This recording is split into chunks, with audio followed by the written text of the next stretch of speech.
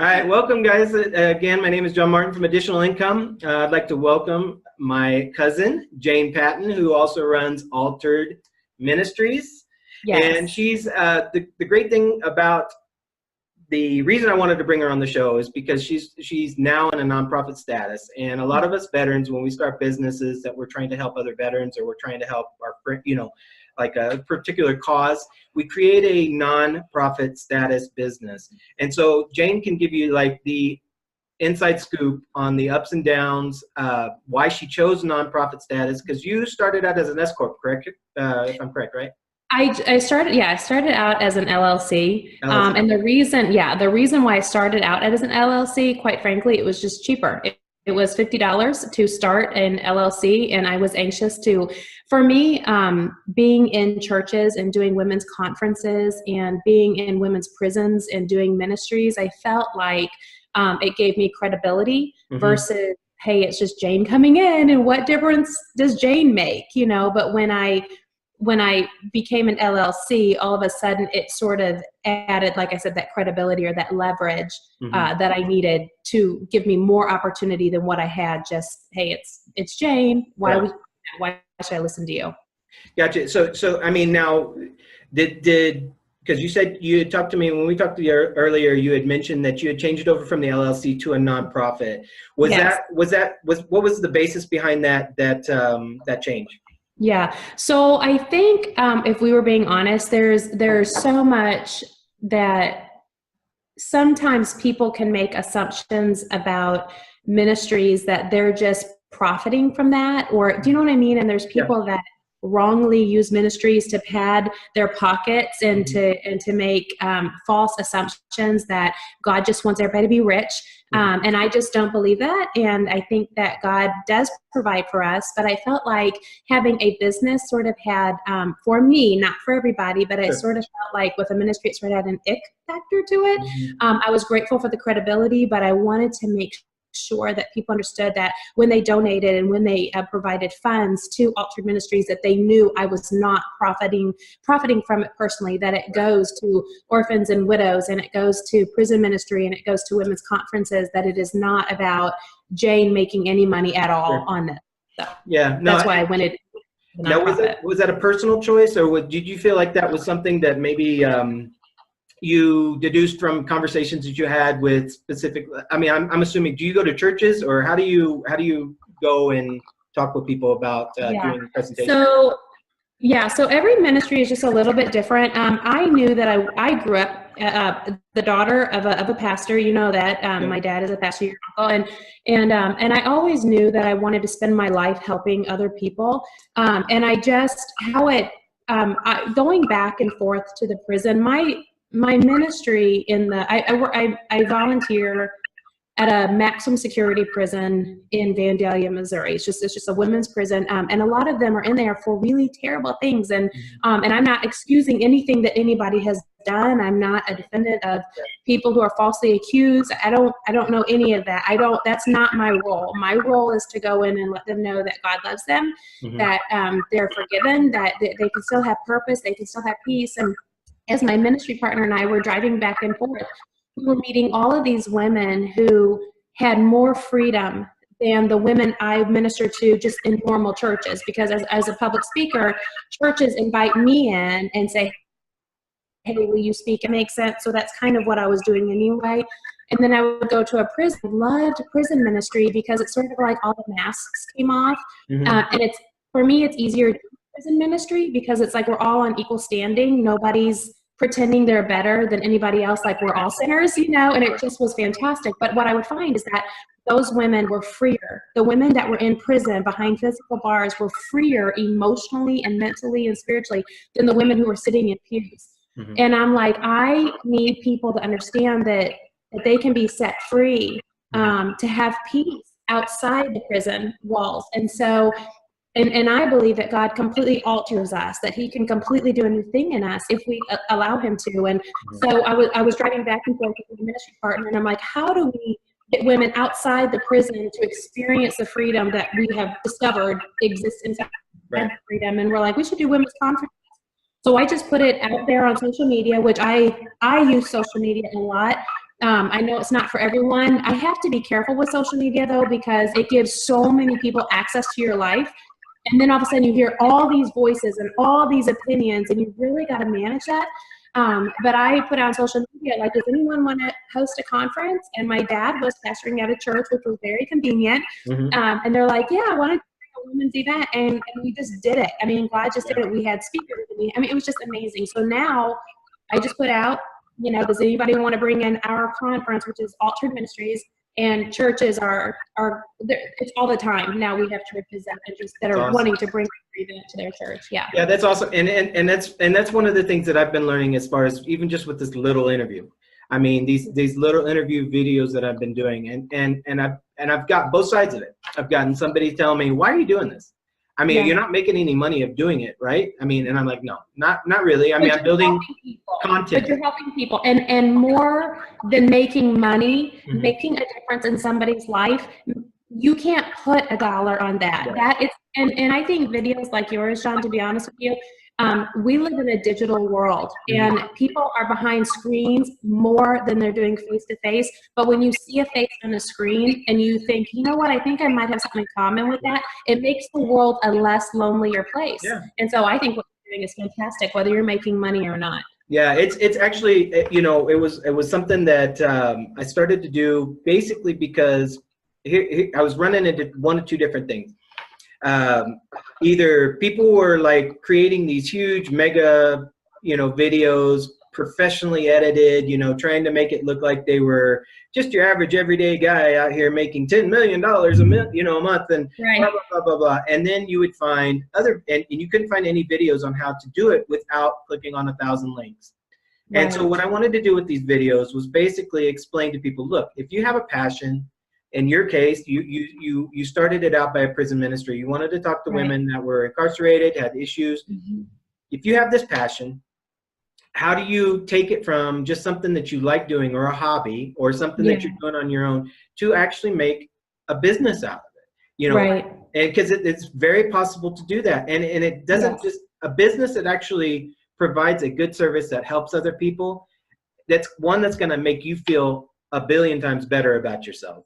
I mean, any way you cut it, whether it be in, you know, trying to fight veteran homelessness, whether you're trying to create a product that fixes. I have a friend that is got a big cause for this Smile Co, I think, or something like that, for people with cleft palates. You know, and what he's doing is he's always drumming up information about that. So I mean, you can pick any passion that you really truly feel about. And it talks about in relational capital. I don't have the paperwork nearby me, but when you're building relational capital, you have to have authenticity, integrity, right? And those are two areas that if you have a passion about something, that's too easy. And the actual nuts and bolts of building that thing kind of fall into place when you're actually building and trying to get it out of your head and create it. You know, and you'll find people like you said. Also, it is an amazing thing, and I think we're having a little bit of a delay, so I apologize in advance. But it is an amazing thing to me to know that sometimes we start in a certain avenue, and we think this is the way we're going to go.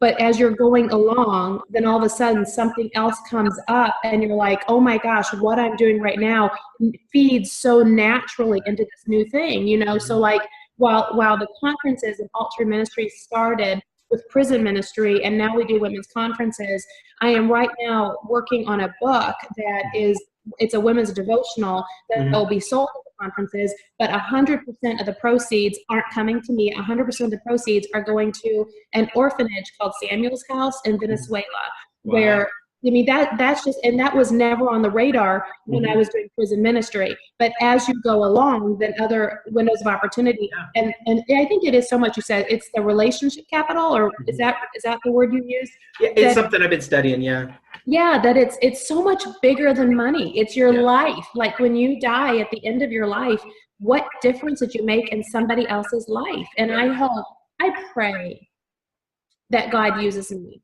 you know, to bless other people. Otherwise, what am I doing? Yeah, exactly. What's the point? Yeah, and I talked with another person on an interview, and you know, I kind of said, you know, yeah, it almost becomes meaningless. And he said, exactly. Yeah. They could take the word apart, meaningless. Yeah, you Yes. can be successful. You can, I mean, some people are just charismatic and they can make millions in a minute, right? Yeah. But if they're making millions a minute and there's no reason behind what they're doing, they'll switch it, they'll sell it off, and they'll do something else. And that's fine for some people. But for other people, and especially entrepreneurs, because they're not just creative, they're daring. So like create something, you launch it, right? It's you. That's your idea. And you take a lot of pride in that. Yeah. It's different than, say, somebody that just, scoops up properties and resells them and has no real, I mean, it's no less business. But it is also, for the person that's actually running it, it means more. And that's what's important to some people. And it's important to me. I mean, I'm building something, you're building something that you are truly, truly happy to do. And it's not work then, No, I mean, it's a lifestyle. It's a lifestyle. And I think that when anybody is starting a nonprofit, or if anybody is starting a business or whatever it is, there's always, one of the questions that you sent me was like, what is something you wish you knew in advance before you met one of the interview questions? And one of the things that I had to actually I had two things. One, it's okay to be afraid to do it.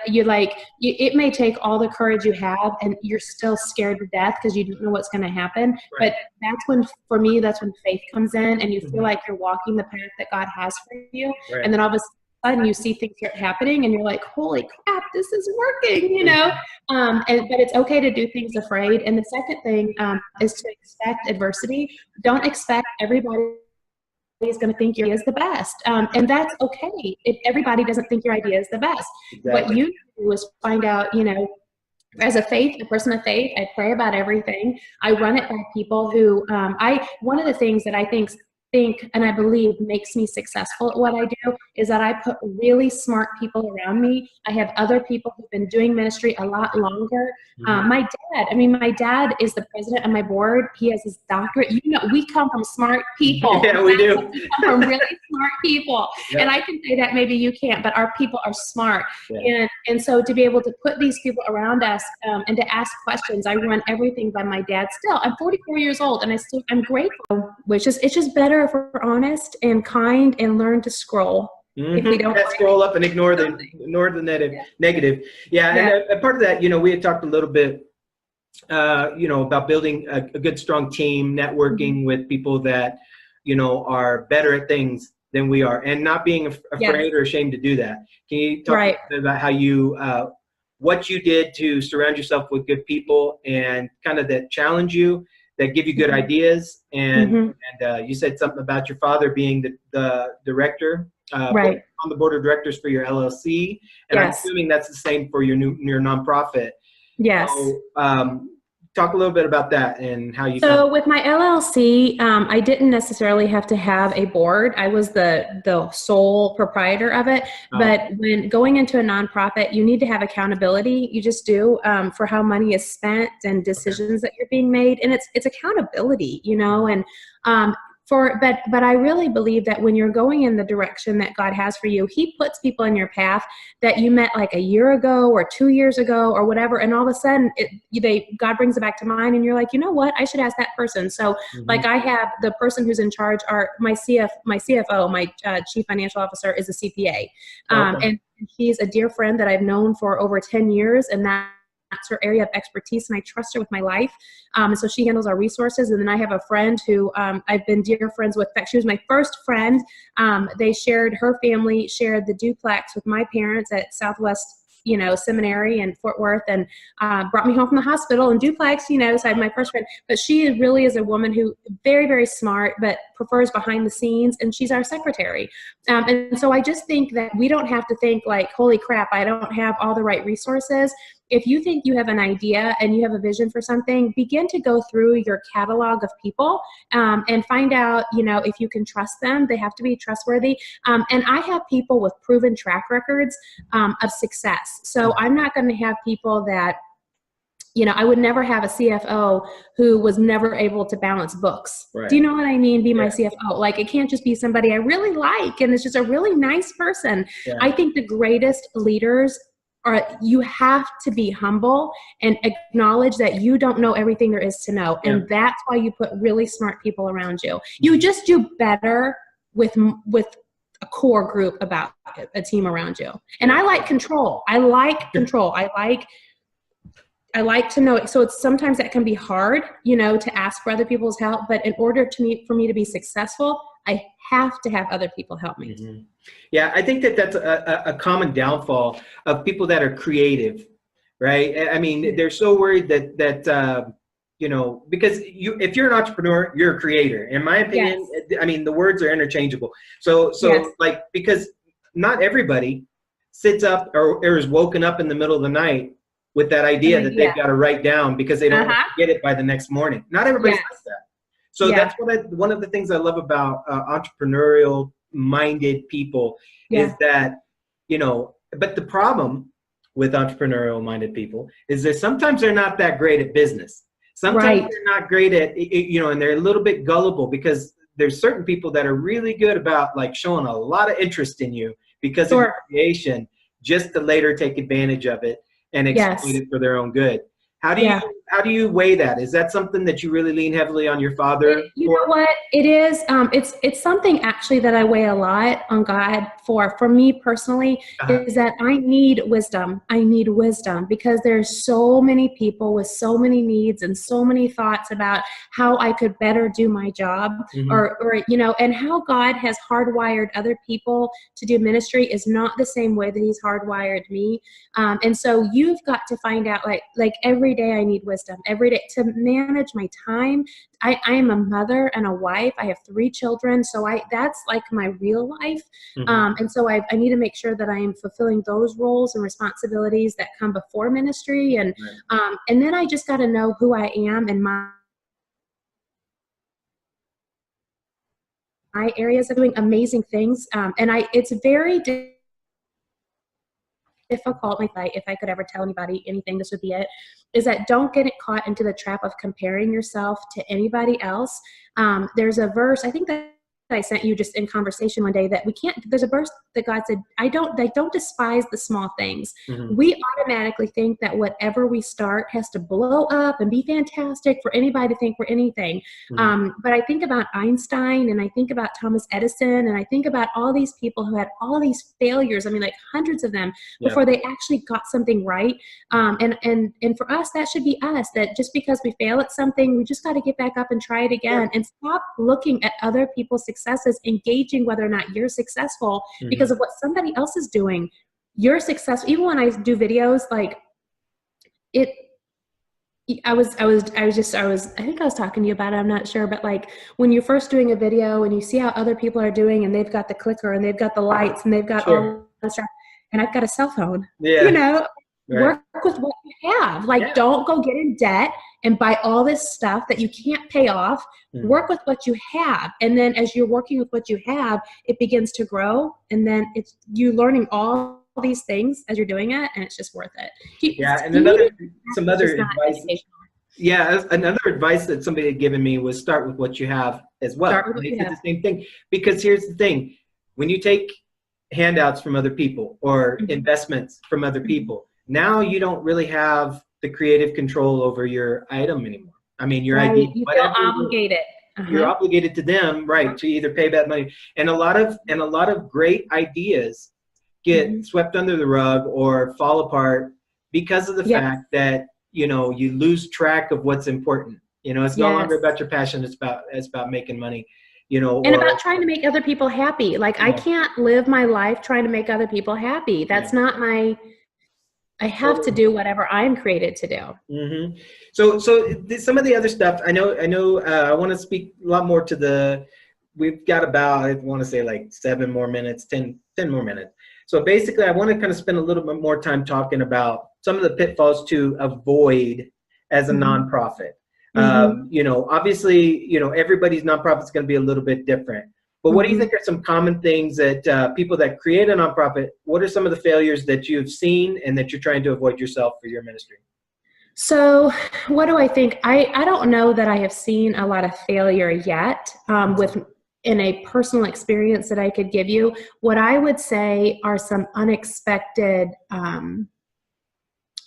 things that I've run into is I always have to be in fundraising mode because doing ministry costs money. Right. And because I'm a nonprofit, everything costs. Everything costs. And so it's a constant trying to figure out how to fundraise where it's not going to the same people and saying, can I have $20? Can you loan me $20? And then I'm obligated that person to do ministry that way, or to do my nonprofit that way. But it's a constant, because I don't have a church backing me or not a millionaire, Sure. And so I think that's something that if you're going to be a nonprofit, you've got to be innovative.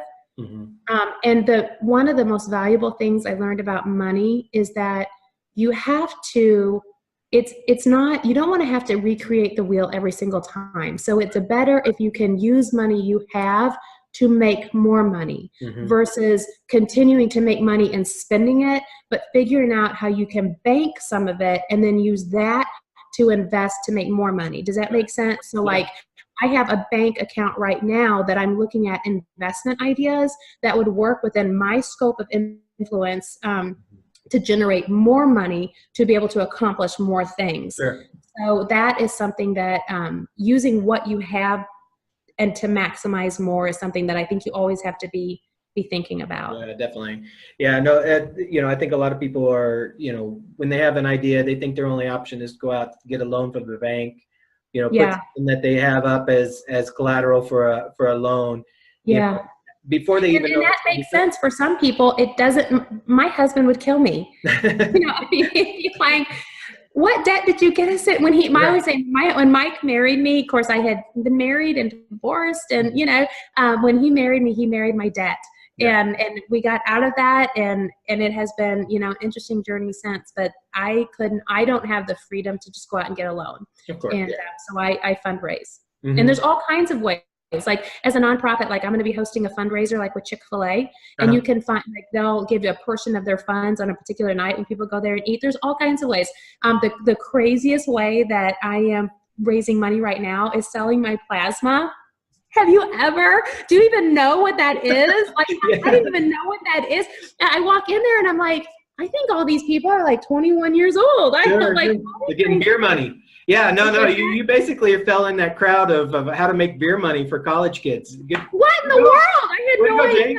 Except one of my friends is a police officer's wife, and she's darling, and she's like, Jayne, she goes, I started doing this new thing just this week, like literally just this week. I went for the first time. I'm like, what am I doing? But I went this morning. No lie, I went this morning, and it's all house moms. It's all moms at 9 a.m. They've all dropped the kids off. We're like, we need a little extra money to buy a little more milk and bread. And so there's just all kinds of ways. Normally I don't do that. I actually have a fundraiser that is her role that works with my ministry. And she comes up with brilliant ideas. So I'm really grateful that I'm not. I'm sure, but but everybody does, whatever it takes a lot of times to get things started, and there's nothing wrong with that. I mean, it's the humble beginnings, that you can look back on and laugh about later on in your life, I remember giving plasma just to pay for a radio spot or something. No, here's the amazing thing. So I'm going to Israel in February, and I'm very excited about going to Israel, but I needed to get a new passport because mine had already been expired. And so I went this morning at 9 a.m. to go get my new passport for Israel for a ministry-related thing, and then went to donate plasma, which is my second time or whatever, and they're running some special. So I made $140, the exact amount that I needed to pay for my passport.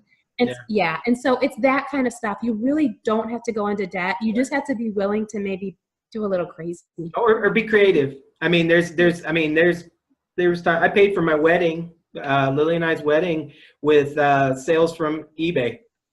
And my brother does that. I mean, he is the craziest thing. He'll buy the top rated things like at Christmas and then like black market them like on a Craigslist or something. I mean, there's all kinds of ways that you can do stuff. I personally would not do that, but I will sell my plasma. Well, I will tell you this. It is a great way, and it's a conversation for another day. But here's the thing: big box stores, they rotate their stock on a very regular basis. So what may still be relevant they're put into clearance in the clearance aisle. So I've talked to a couple of people that were struggling with ways to fund different ideas that they've got or whatever, or needed money for hosting, web hosting, and a website design.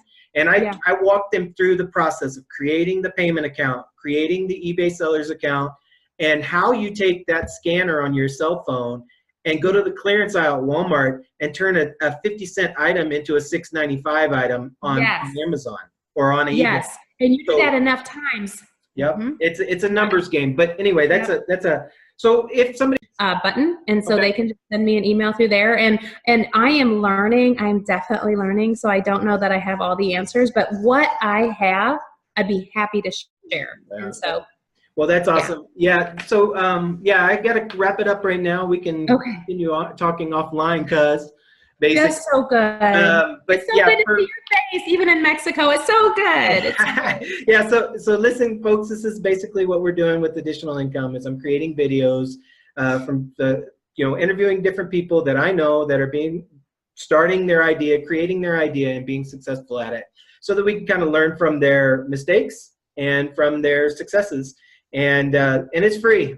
I mean, I don't know. I've had a couple of people going, what's your angle on this? It's not an angle. It's basically to teach people from other people's experience. And it's called networking. And people used to do it a whole lot before this internet age. And so people used to talk to each other. So, hey, we're talking to you. We're telling you guys, hey, what works, what doesn't work, what to look out for, and it's free. So check out Additional Income. If you know anybody that's also like-minded like that and looking to create an entrepreneurial item or service, have them look at this site. There's going to be an idea for them to move forward to it, with it. And like I said, creative ways to make money, even selling plasma, like my cousin Jayne here. It's all good. Hey, whatever it takes to get the idea out there. That's what's important. So I have a book that needs to get published. I will do whatever it takes. There you go. And I can help you with that. I actually have a friend that knows how to get that done for you. So we'll talk more about that later. Thank you for tuning in. Thank you, Jayne, for being my guest. I really, really appreciate it. Loved it. And look for more of this content coming up. We'll talk to you guys soon. Bye. Thank you.